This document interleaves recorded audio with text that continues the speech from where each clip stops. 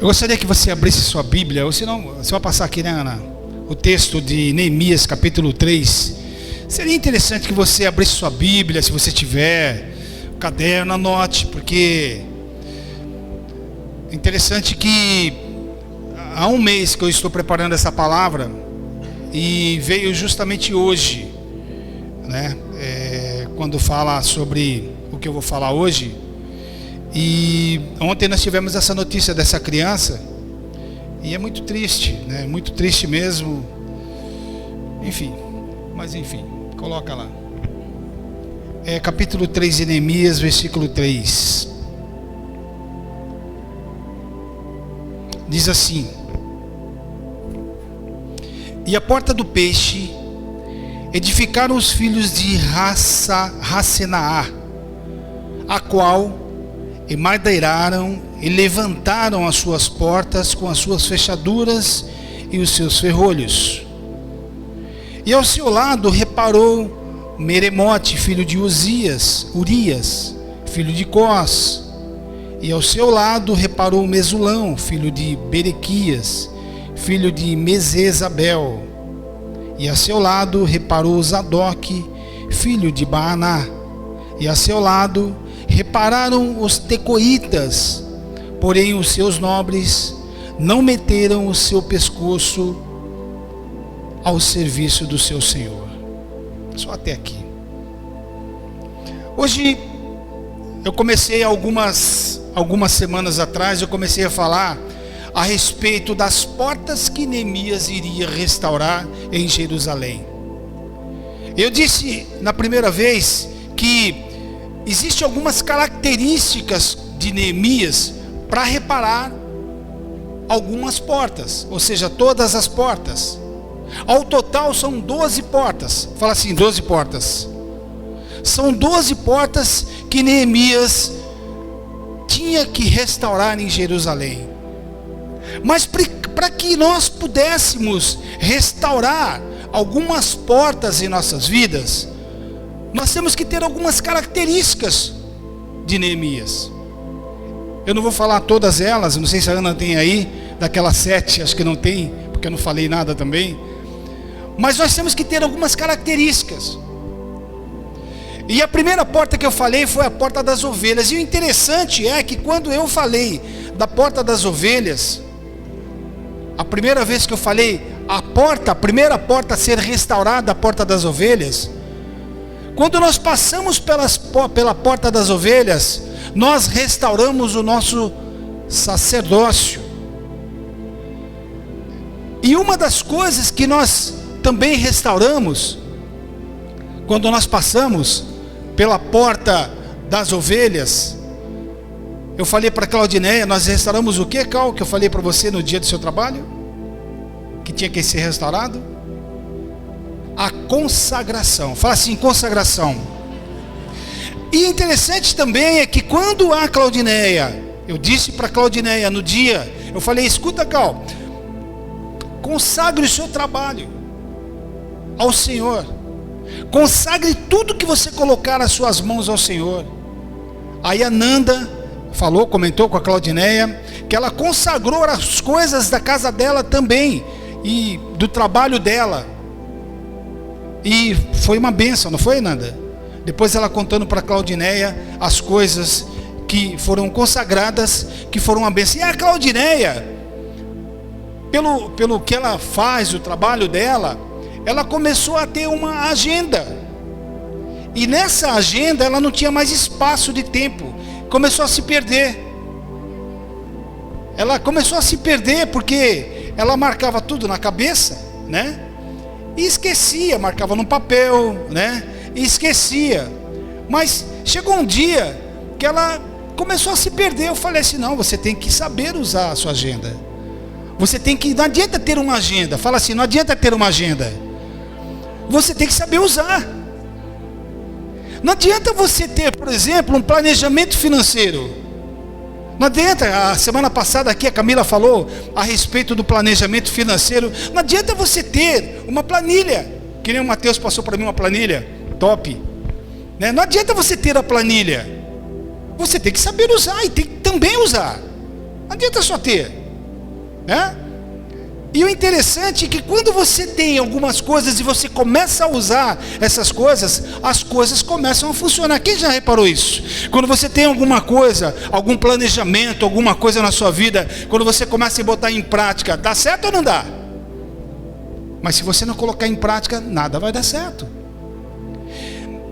E quando eu estava preparando essa palavra hoje, que é restaurando a porta do peixe, que é a segunda porta, logo em seguida, ou seja, logo no sábado agora, ontem, né? Veio essa notícia dessa criança.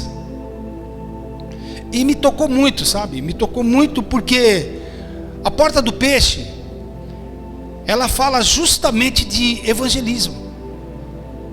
Ela fala de evangelizar. Ela fala de você pregar o evangelho.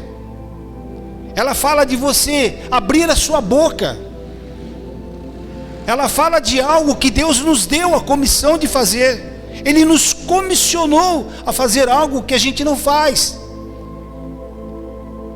E o interessante é que lá, quando estava lá no funeral, toda a família da Jace, né, lá, e o menino lá, o irmão dela, esqueci, Jacques, né? Ele veio, muito bacana aquele menino, ele já várias vezes, em todo lugar que ele vai, ele me cumprimenta. E ele veio, me cumprimentou, me abraçou, agradeceu.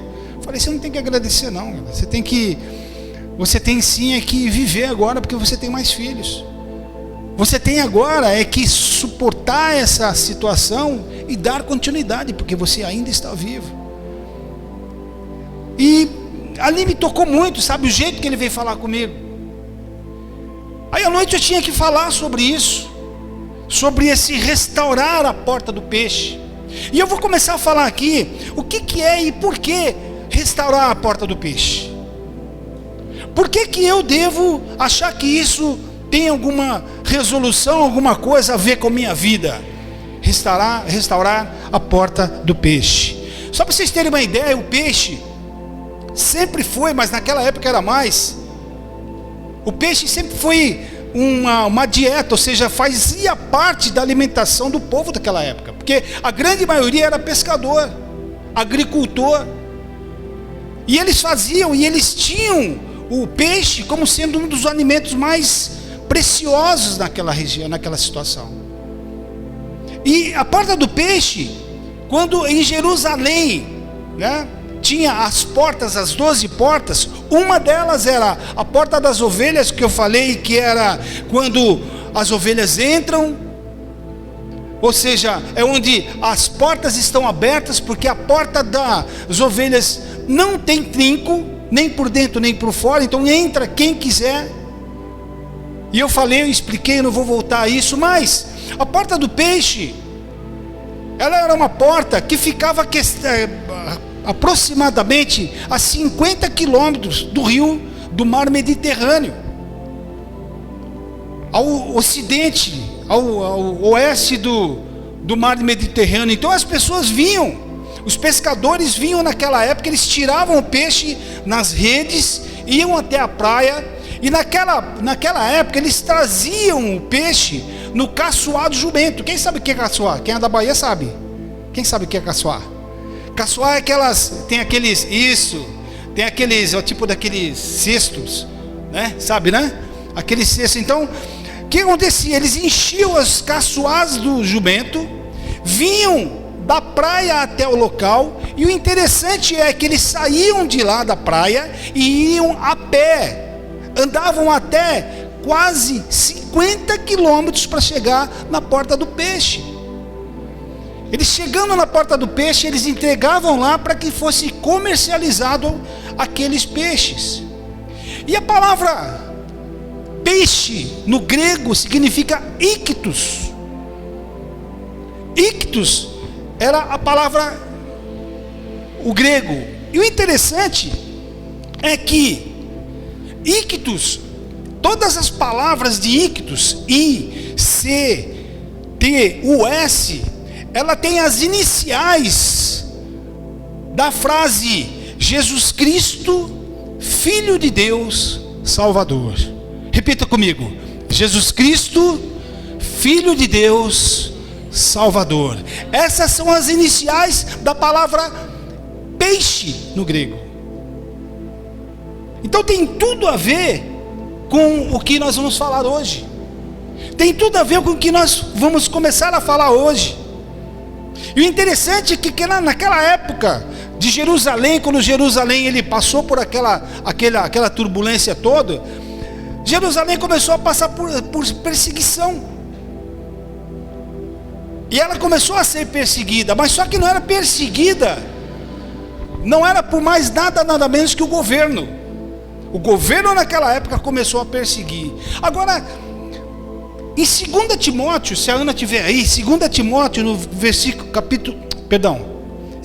Timóteo 1, 2, se a Ana puder colocar aí, diz assim, olha assim, diz assim: a Timóteo, meu amado filho, graça, misericórdia e paz da parte de Deus Pai e da de Cristo Jesus, Senhor nosso.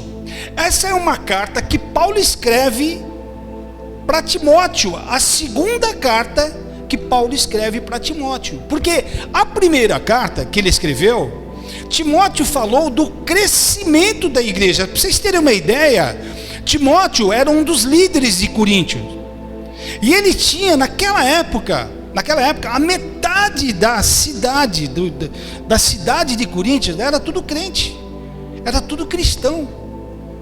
A metade da cidade era cristão. E na segunda carta, quando Paulo retorna uma carta para Timóteo, eles estão sendo perseguidos pelo governo. Mas aí você precisa saber o porquê, porque muitas vezes nós estamos sendo perseguidos por alguma coisa, mas achamos que é muito fácil sair daquela situação. Por exemplo, muita gente passa por perseguições do marido, perseguição da esposa, perseguição do trabalho, perseguição de diversas outras coisas, e muitos de nós achamos que é fácil ser perseguido. É fácil, isso daí é fácil, você sai de letra disso. Quem já passou por isso? Você está passando, está quase morrendo naquela situação, e o outro fala assim: mas você está passando por coisa fácil, dá para você passar. Quem já falou isso daí? Quem já ouviu isso daí? Porque é fácil, né? Diz um ditado antigo que pimenta nos olhos dos outros é refresco. Só que quem está passando pela situação é que é o negócio, é ou não é? Quem está passando por aquilo né? O cara está passando por uma situação terrível, mas é ele que está sentindo.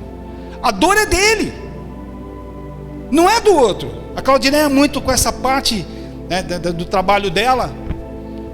Ela se depara muitas vezes com situações, né? Ela não conta para mim as coisas que acontecem, mas as situações, porque cada um tem um problema, cada um tem uma situação, cada um tem um comportamento naquela situação. E o interessante é que a Jaqueline hoje lá no enterro, a primeira coisa que ela me perguntou quando eu saí do carro, ela falou assim: por que Deus me deu essa filha e me deixou só 1 mês e 3 dias com ela? Eu olhei para ela e falei assim: Jaqueline, eu não sei, eu não posso te dizer, eu só sei de uma coisa, eu só sei que Deus é Deus, e Ele tem os seus propósitos. E ela não me perguntou uma vez só, ela me perguntou umas 3 ou 4 vezes, perguntou para a Claudineia também: por que Deus deixou ela vir comigo e ficar só 1 mês e 3 dias? E aí eu pergunto para você: você já passou por alguma perseguição? Quem aqui já passou por alguma perseguição? E quantas vezes você quis desistir quando você já foi passado por essa perseguição? Quantas vezes você já quis desistir? Ou seja, deixa eu fazer outra pergunta: quantas vezes, em quantas perseguições, em quantos problemas você passou, e quantas vezes você simplesmente passou uma borracha e continuou? Quem já fez isso? Não resolveu. Problema não resolvido. O que acontece? O problema não foi resolvido, ele vai aparecer em algum lugar, lá na frente ele vai aparecer. Se você não resolve o problema agora, ele vai aparecer em algum lugar. Então tem que resolver. E naquela ocasião, Timóteo escreveu, e olha só que Paulo respondeu para ele, falou assim, ó: Timóteo, meu amado, graça, misericórdia e paz da parte de Deus. Interessante que Paulo, quando escreveu para Timóteo aqui, ele sempre escrevia, em todas as cartas que ele escreve, você pode perceber, se você ler, ele escreve assim, ó, graça e paz. Por que graça e paz? Porque graça e paz, graça é uma palavra grega, e paz é uma palavra, não, é o contrário. Graça é hebraico e paz é grego. É o contrário? Eu que confundi? Aí, por isso que tem a minha mestra aqui, ó. E o que Deus fazia? O que Deus fazia? O que Paulo fazia? Ele fez o seguinte, falou assim, ó, graça e paz. Por que ele fazia isso? Porque de uma vez só ele já cumprimentava tanto gregos quanto os hebreus, quanto os gentios. Ele já cumprimentava todo mundo. Só que aqui ele complementou com a palavra misericórdia. Por quê? Porque ele sabia que Timóteo estava passando por dificuldades. Timóteo naquela época estava sendo perseguido. E o interessante de tudo é que Paulo estava preso, porque também ele estava passando pela mesma perseguição. E por que essa perseguição? Para que a gente saiba o porquê dessa perseguição, a gente tem que saber algumas coisas de história, que eu vou ser muito rápido aqui para dizer. Começou lá em Augusto. Augusto não era meu pai não, tá? O nome do meu pai é Augusto, mas esse Augusto, ele era imperador romano, mas ele foi imperador depois de Júlio César. Esse Augusto, ele era sobrinho de Júlio César. Júlio César, que foi o primeiro, o que aconteceu? Ele teve um caso com Cleópatra. E nesse caso que ele teve com Cleópatra, ele teve um filho. Só que esse filho não entrou no reinado, no império. E quem entrou foi o sobrinho dele, Augusto. Até aí está tudo bem, mas só que logo em seguida, Augusto teve um filho chamado Tibério, que quando mataram Augusto, entrou o Tibério. Tibério era um cara meio pancada na cabeça, já começou a ser pancada desde então. Ele começou a ser meio louco da cabeça. O que ele fazia? Ele tinha uma ilha, né? Uma ilha chamada Ilha Capri, Ilha de Capri. O que ele fazia? Ele ia até essa ilha, e essa ilha era uma ilha de orgias. E nessa ilha ele fazia tudo quanto era tipo de orgias lá naquele lugar. Ele era um cara totalmente depravado. E ele tinha um primo chamado Calígula. Acho que muita gente já ouviu falar em Calígula. Esse Calígula, ele foi abusado nessa ilha, tanto por Tibério quanto por outras pessoas. Agora imagine a cabeça desse cara, Calígula. Tibério já era louco, Calígula ficou pior ainda. O que ele fez, esse Calígula? Eu estou sendo muito rápido, não vou estender muito aqui não, só para vocês terem uma ideia, o porquê da perseguição de Timóteo. E esse Calígula, ele ficou 14 anos, e ele tinha duas irmãs. Uma delas se chamava Agripina, a irmã dele. E essa irmã Agripina, ele teve um como é que é? Incestuoso, né? Ele assumiu o império, esse Calígula, depois que morreu o tio dele lá, o Tibério, né? Ele assumiu o império e ele tinha duas irmãs. Uma delas era a Agripina. E ele teve um filho com a Agripina. Olha que maluquice. Aí começou toda a história. Depois dele, o cara era tão doido, que ele se sentia um deus. E os próprios guardas mataram ele com mais de 44 espadadas. E tão doido que esse cara era malucão. E no lugar dele entrou um tal de Cláudio, também como imperador. Esse imperador ficou 16 anos e logo em seguida entrou Nero. Quem se lembra de Nero? Quem já ouviu falar de Nero? Nero, ele queria botar fogo em Roma. Só que os senadores na época falaram assim: não, você não vai fazer isso não, Nero. Para com isso, cara. Você vai fazer isso não. Aí já que ele falou assim, já que eu não vou fazer isso, já que eu não vou botar fogo, então ele contratou uns servos para botar fogo lá em Roma. Ele foi lá no local de Roma, botou fogo numa cidade e pegou fogo em tudo. Mas o intuito dele era levantar um palácio, uma casa de mais de 1.200 metros quadrados. E nesse meio, bem no centro, ele queria colocar uma estátua. Essa estátua, com o nome de Deus, né? Ele queria colocar essa estátua com o corpo de Hélios, que era o Deus, e a cabeça de Nero. Ele chamava de Nerópolis essa cidade. Aconteceu todo o fogo e tudo mais. Aí o que aconteceu? Os senadores chegaram para ele e falaram assim: escuta, pô, você botou fogo na cidade, você fez tudo isso daí. Ele falou: não fiz isso daí não. Quem foi então que fez esse negócio? Aqueles doidos lá, aqueles cristãos lá, ó. Aqueles caras que se falam que são cristãos, são todos seguidores de Cristo. Sabe quem que é? Mas como que você pode provar que é eles? Aí ele falou assim: bom, primeiro, os caras são anti-governo. Eles adoram outro rei. Eles falam que tem um outro reinado.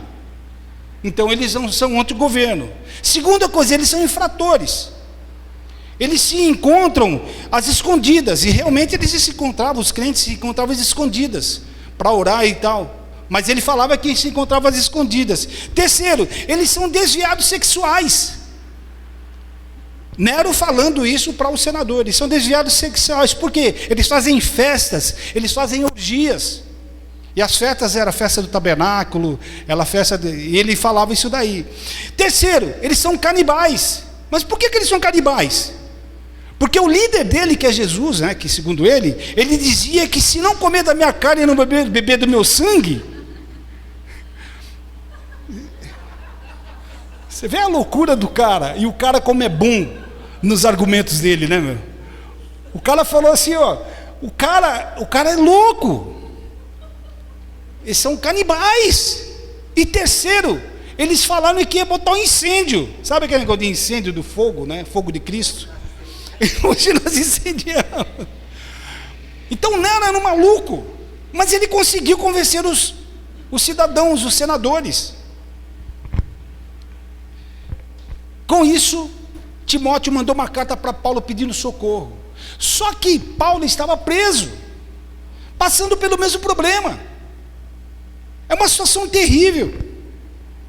Agora, quando se fala daqueles nomes todos esquisitos que eu falei lá em Neemias, no capítulo 3, eu falei de alguns nomes, né? Eu falei, por exemplo, de um nome chamado Rezenaá.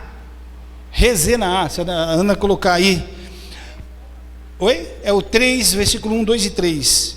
Rezenaá.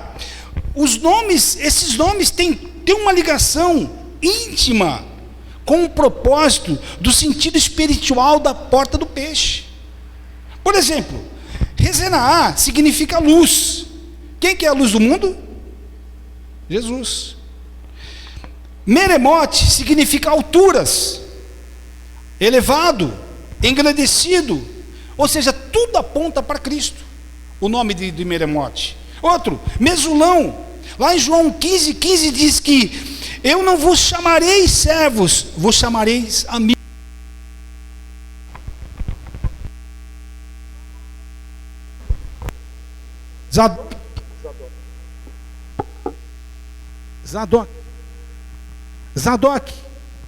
Zadok significa reto, justo.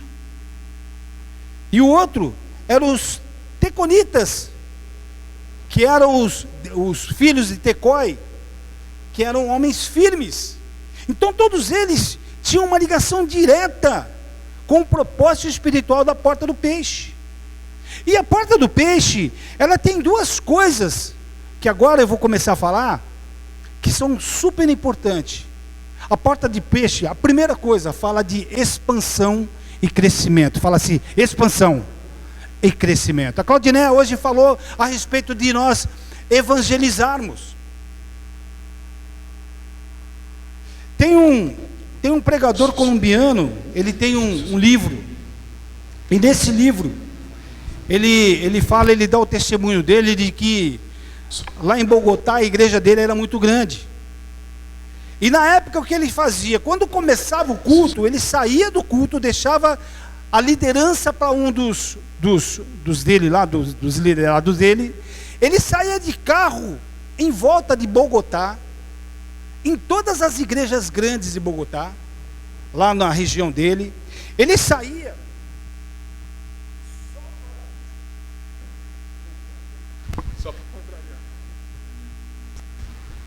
Ele saía só para ver uma coisa: quantas igrejas estavam maiores que a dele. Obrigado, Bruno. Amém. Oh, glória. Ele via quanto as igrejas estavam mais cheias que a igreja dele. Porque se a igreja estivesse mais cheia que a dele, ele voltava, dava bronca nas pessoas da igreja, falou: não, a gente tem que trazer mais. E ele ia, como diz a minha nora, caçando, né, pessoas de outros lugares, porque todo baiano fala caçando em tudo, caçando pão, caçando peixe, caçando tudo, né? E eles iam caçando, né, as pessoas por esses lugares. Só que num determinado dia, quando ele estava indo para uma determinada igreja, que ele saiu, aí Deus tocou, o Espírito Santo tocou no coração dele e falou assim: para onde você está indo? Volta para o seu lugar e saia desse lugar e vá para os prostíbulos, e vá para os barzinhos noturnos, e vá para as vielas da cidade, porque lá estão as pessoas que você precisa ganhar no nome de Jesus. Sabe, queridos, muitas vezes nós estamos contentes, e isso eu quero falar para que a gente possa se acordar e despertar.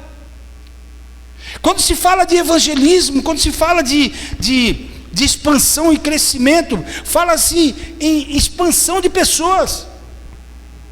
Mas o nosso propósito é o quê? É ganhar almas. Fala assim: ganhar almas. E às vezes as pessoas estão bem próximas a gente, são os nossos parentes, são os nossos amigos, pessoas que estão precisando ser salvas, e a gente não reconhece e não vê no nome de Jesus. Peixe, no contexto bíblico, fala de movimento. A palavra ictus fala de movimentação, reprodução, multiplicação, crescimento numérico. A palavra ictus, ela é relacionada com o mover-se rapidamente. Quando você fala em ictus, é como se fosse você se mover rapidamente. O crescimento na casa de Deus é importante. Nós precisamos entender isso. Quando nós ganhamos almas, significa que a porta do peixe está funcionando no nome de Jesus. Mas quando nós não ganhamos almas, a porta do peixe precisa ser restaurada. Em João, no capítulo 15, no versículo 1, diz assim: eu sou a videira verdadeira, e o meu pai é o lavrador. Toda vara em mim que não dá fruto, atira e limpa toda aquela que dá fruto, para que dê mais fruto. O que significa isso? Se você não multiplica, não tem propósito. Deus te deu uma comissão. O grande negócio nesse é abrir a nossa boca, é falar a respeito de Cristo. Você tem que falar de Cristo para todas as pessoas no nome de Jesus. Amém, queridos? Esse é o nosso propósito. Se não tiver isso, não tem como, não tem propósito. Em João, no capítulo 15, 5, também diz assim: eu sou a videira, vós as varas.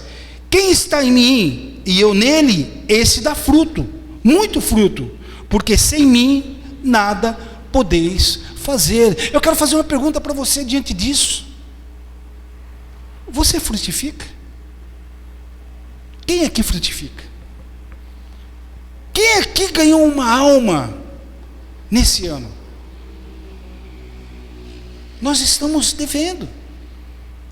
Nós estamos falando do Evangelho, falando de Deus, falar das pessoas que estão necessitadas, estão precisando. Tem gente que, quando quando aquele pastor estava passando lá, quando o Espírito Santo tocou no coração dele, ele falou assim: ó, enquanto você está preocupado com as igrejas que estão sendo cheias, você está esquecendo daquelas pessoas que estão em largos passos diretamente para o inferno. Enquanto nós estamos preocupados nisso, tem pessoas que estão indo direto para o inferno.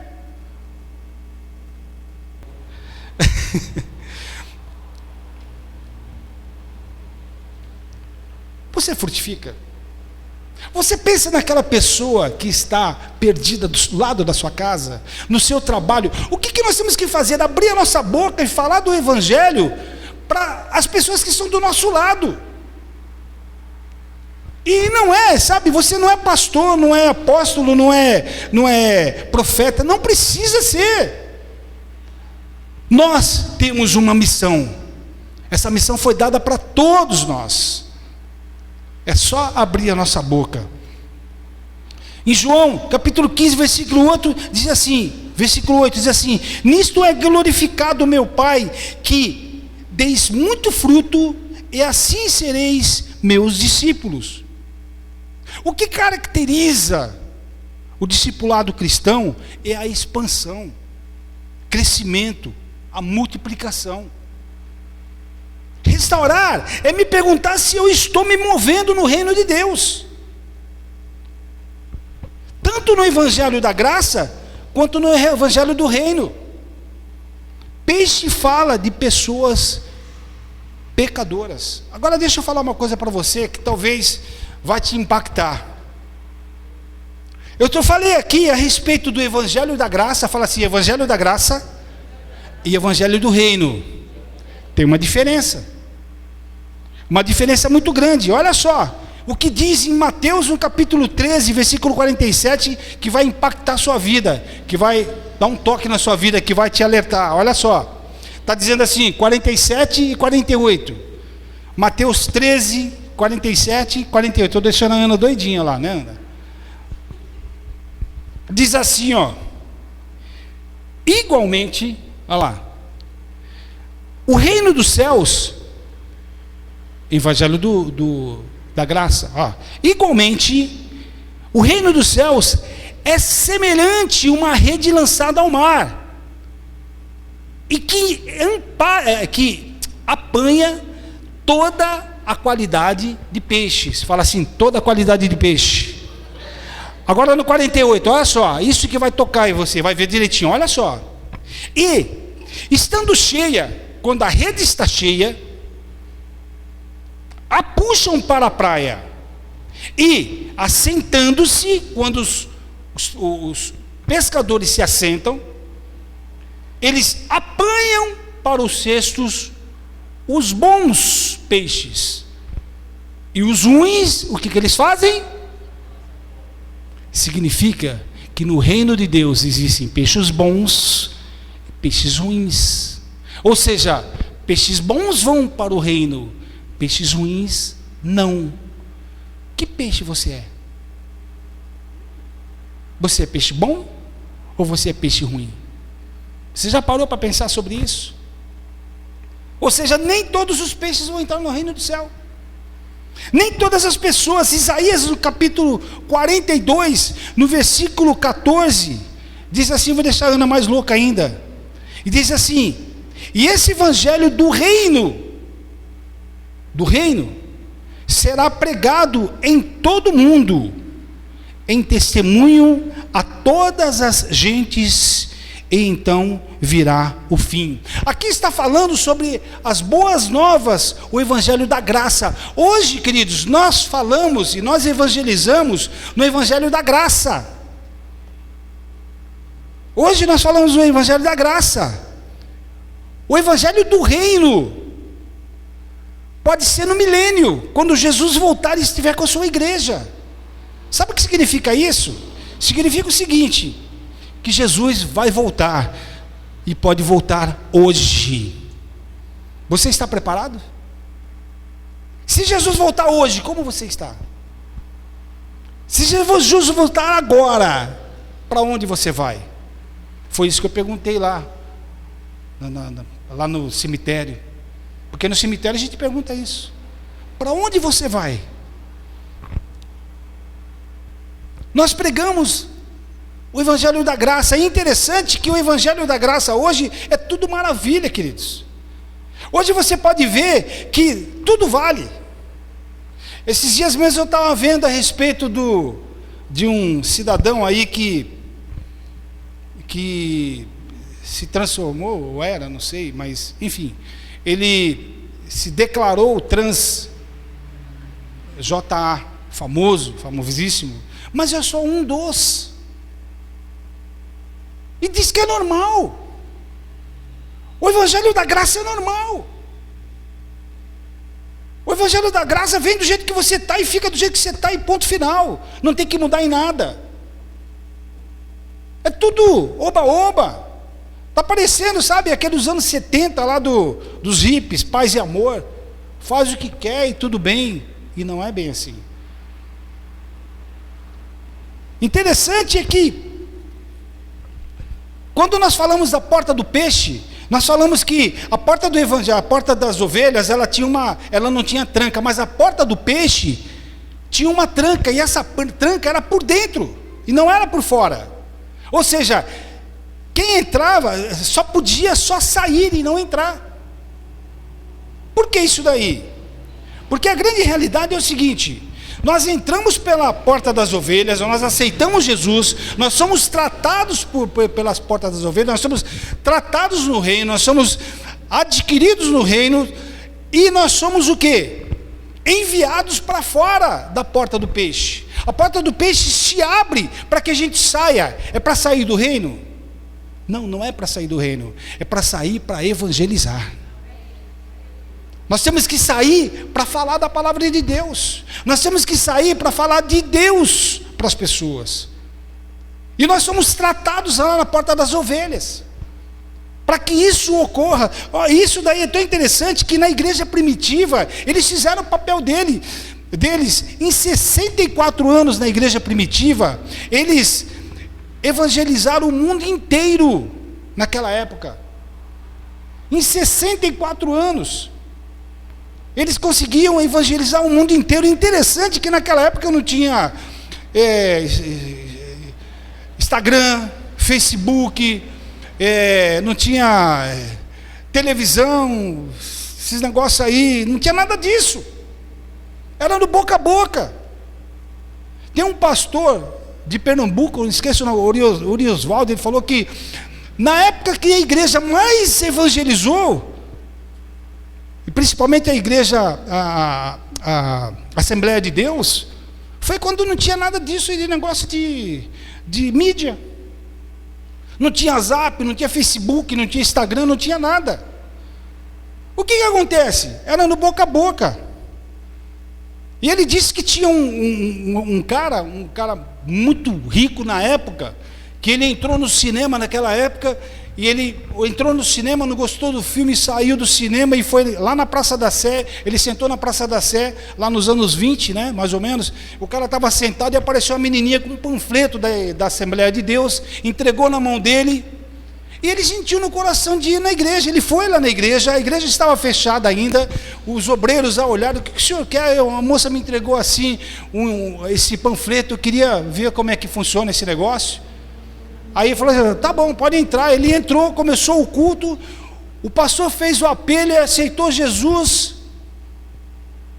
Esse cara foi o maior evangelista dos muçulmanos da época. Por quê? Porque alguém mostrou, alguém falou para ele de Jesus. E hoje, queridos, nós temos o celular. A Claudineia falou agora de mandar uma mensagem para sua mãe. Você manda, você olha a sua mãe. Eu vejo minha mãe aqui. Quem vê a sua mãe aqui? É só ligar. Vejo minha mãe, vejo a Claudineia, conversa. A gente conversa e manda mensagem para o mundo inteiro. Mas quem é que faz uma mensagem convidando alguém para vir para a igreja?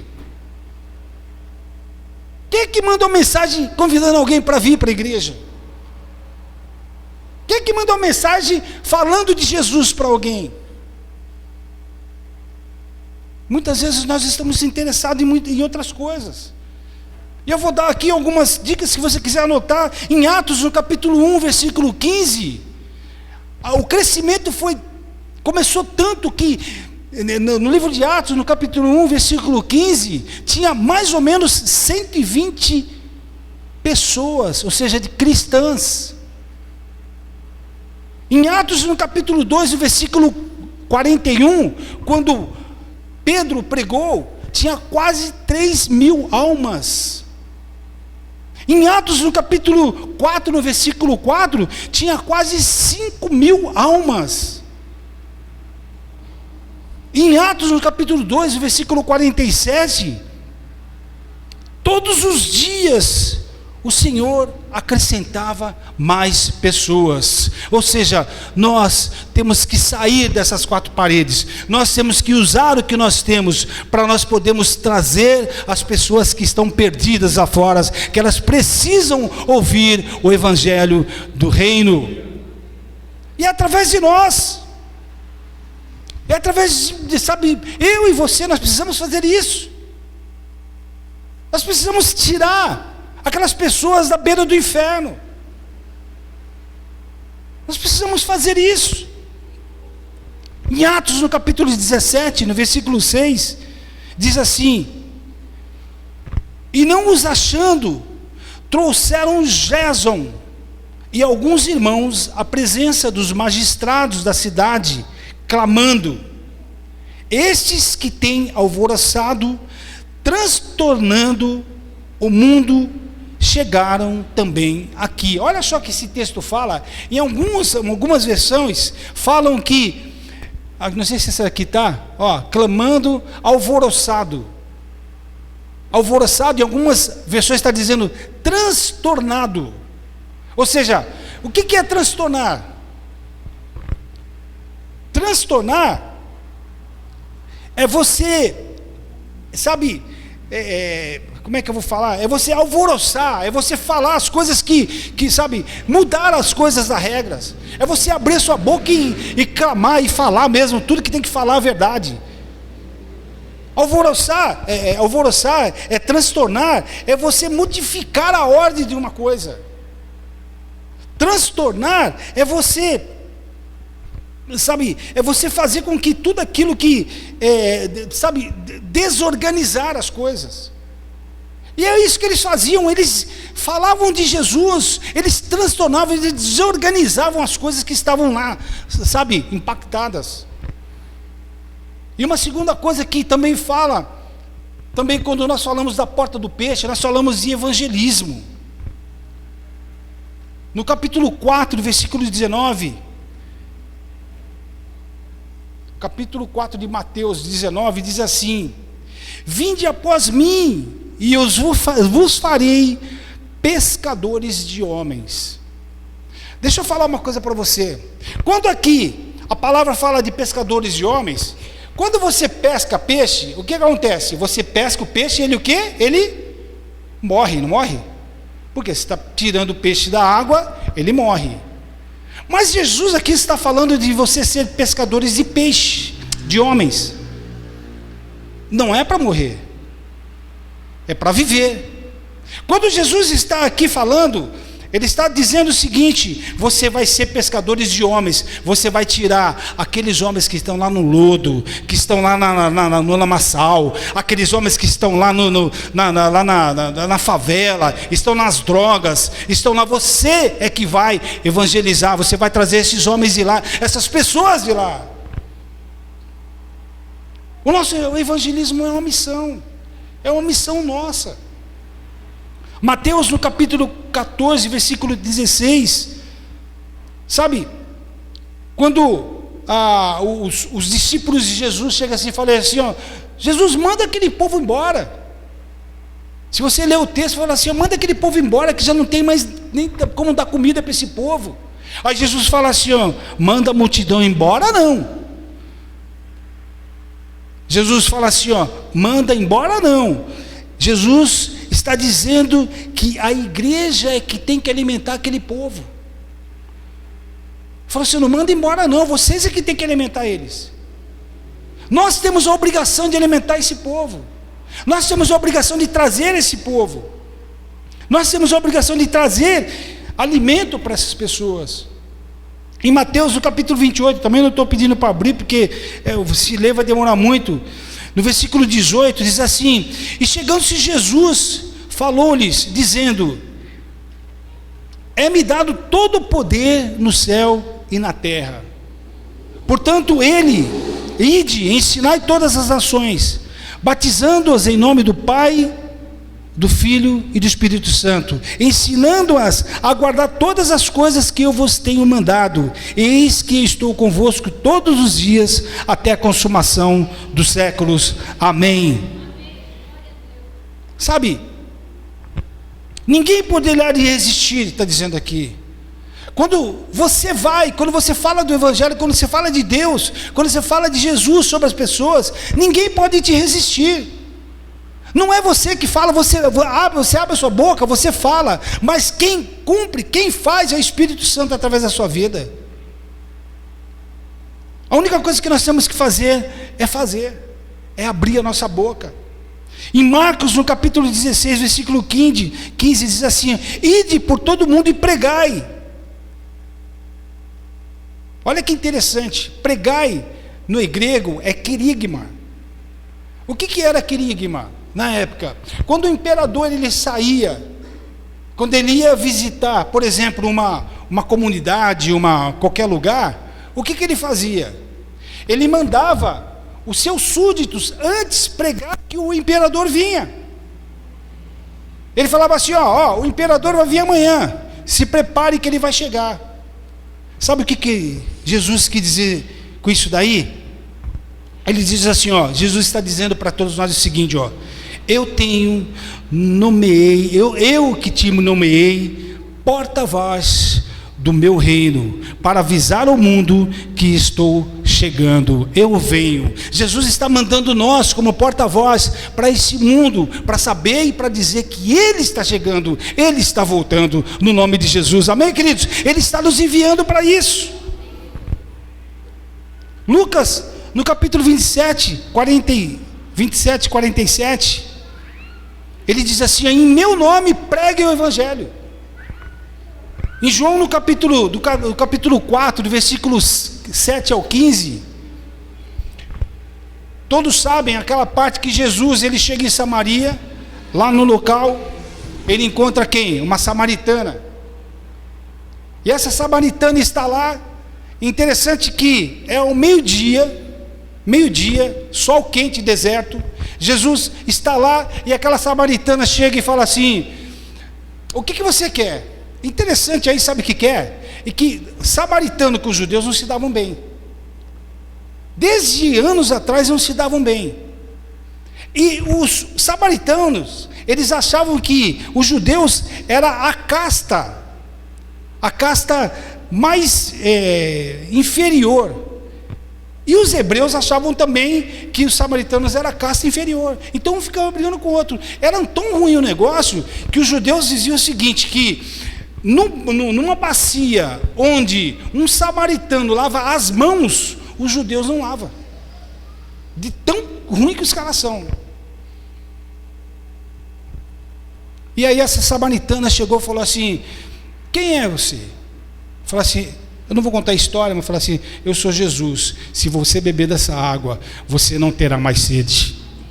Aí ela falou assim: mas quem é você para dizer isso? Se você é casta inferior. Alguns falam que essa samaritana estava sendo gentil nada. Ela não estava sendo nada de gentil, não. Ela estava indo direto mesmo. Quem é você para você dizer do que você está falando? Você não sabe o que você está falando. Aí fala assim: eu sou Jesus, eu sou o Messias. O que eu quero dizer com isso, queridos? Que nós temos um dever, nós temos uma obrigação. Hoje nós temos uma obrigação, e essa obrigação é muito clara nas nossas vidas. Nós temos que abrir a nossa boca. Eu quero que você fique em pé agora. O Bruno, não sei se vai vir aqui com os meninos dele, né? Eu vou te dar um desafio, queridos. Eu vou te dar um desafio junto com a ceia, que vai ver lá. Eu vou te dar um desafio. Eu queria que você eu fui bem sucinto aqui, porque tinha muita coisa para falar, mas não dava muito tempo. Mas espero que o conteúdo final dê para a gente ter ideia do que foi. Nós precisamos fazer com que nós passamos por um período difícil, um período onde eu estava conversando com uma pessoa, e essa pessoa falou assim, ó, muitos lugares, inclusive até esse rapaz aí, ele se transformou, né? Foi nesse período aí da pandemia. Ele falou, ele deu um testemunho dele, que ele se transformou no período da pandemia. Ele quis assumir nesse período, que ele se sentiu mais fortalecido, porque ele já tinha saído da igreja. Então muitas pessoas estão saindo da igreja. Eu não estou falando comunidade, estou falando de igreja. Eu não estou falando Sumaré, estou falando o mundo. Só para vocês terem uma ideia, na Europa tem muitas igrejas vazias, de alguns velhinhos que estão na igreja, muitos templos sendo vendidos. Pode ir passando. Muitos templos sendo vendidos porque a igreja não tem condições de pagar o prédio. Então eles vendem para boates, vendem para bares, vendem para um monte de coisa. E se nós não tomarmos cuidados, queridos, as pessoas que estão do nosso lado, elas vão para o inferno e a gente não percebe.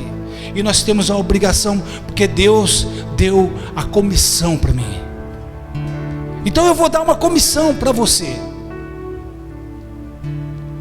Eu vou pedir que você ore por uma pessoa nessa semana toda. Ore, pensa numa pessoa e ora por ela. E você vai orar quando você sentir no coração de você falar de Jesus para ela. Você vai falar, seja depois da manhã, seja sábado, domingo, não sei quando vai ser. Você vai falar de Jesus para ela.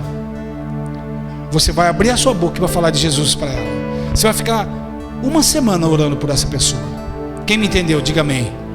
Fala assim, eu vou orar por essa pessoa.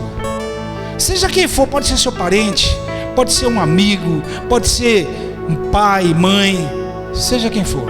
Você vai orar por essa pessoa. E o seu propósito vai ser trazer essa pessoa. Você vai trazer, quem vai trazer? Diga amém. Fala assim, eu vou trazer. Esse é o nosso propósito. Nós vamos trazer as pessoas. Queridos, deixa eu falar uma coisa para vocês. Deixa eu falar de um jeito assim para não ofender, por favor. Nós não precisamos e não podemos nos alegrar porque a igreja X fechou e veio todo mundo para cá. Nós não podemos nos alegrar porque o crente saiu da igreja de lá e veio para cá. Nós temos que nos preocupar e nós temos que ver que nós tiramos, nós somos lá na casa dele e nós arrancamos ele à força no nome de Jesus. Quem crê nisso? Marcos capítulo 3, versículo 27. Nós vamos lá, entramos na casa, nós arrombamos a porta, nós vamos amarrar o valente, tomar suas forças, nós vamos tomar tudo à força. Oi? Do inferno, a casa do inferno. Nós vamos lá no inferno e arrancar. Sozinhos? Não, com o poder do Espírito Santo sobre a tua vida, no nome de Jesus. Você vai estar com o poder do Espírito Santo. Porque lá em Atos capítulo 1, versículo 8, está dizendo assim, ó, recebereis poder, dinamite, dínamos, energia. Nós receberemos o poder, nós receberemos energia. Sabe, amados, nós vamos participar dessa ceia. Quando Jesus fala lá em Coríntios, capítulo 11, fala todo, a partir do versículo 20. Todas as vezes que lembrares de mim, comei do meu pão, tomei do meu cálice. Sabe, nós fazemos isso uma vez ao mês. Mas lá em Atos diziam que todos os dias, eles ceavam. Todos os dias eles comiam do pão e tomavam do suco. E nós vamos fazer isso para lembrar de Jesus Cristo. Nós vamos fazer isso para lembrar a obra de Jesus sobre as nossas vidas, sobre a vida dos nossos familiares. Quando você tomar hoje esse copo de suco, quando você comer desse pão, você vai se lembrar do que Jesus fez por você, do que Jesus ainda vai fazer sobre a tua vida, no nome de Jesus. Eu quero que você entenda que Deus tem um grande propósito na minha vida e na sua vida como igreja. Ele quer fazer algo tremendo na minha vida e na sua vida, no nome de Jesus. Quem crê nisso, diga amém. Fala assim: eu vou fazer a minha parte. Fala assim: eu vou fazer a minha parte. E a minha parte não é para você trazer para mim, para o pastor da igreja, não, queridos, é para trazer para o reino, trazer almas para o reino. E o Espírito Santo vai te dar poder e autoridade. Ele vai te dar.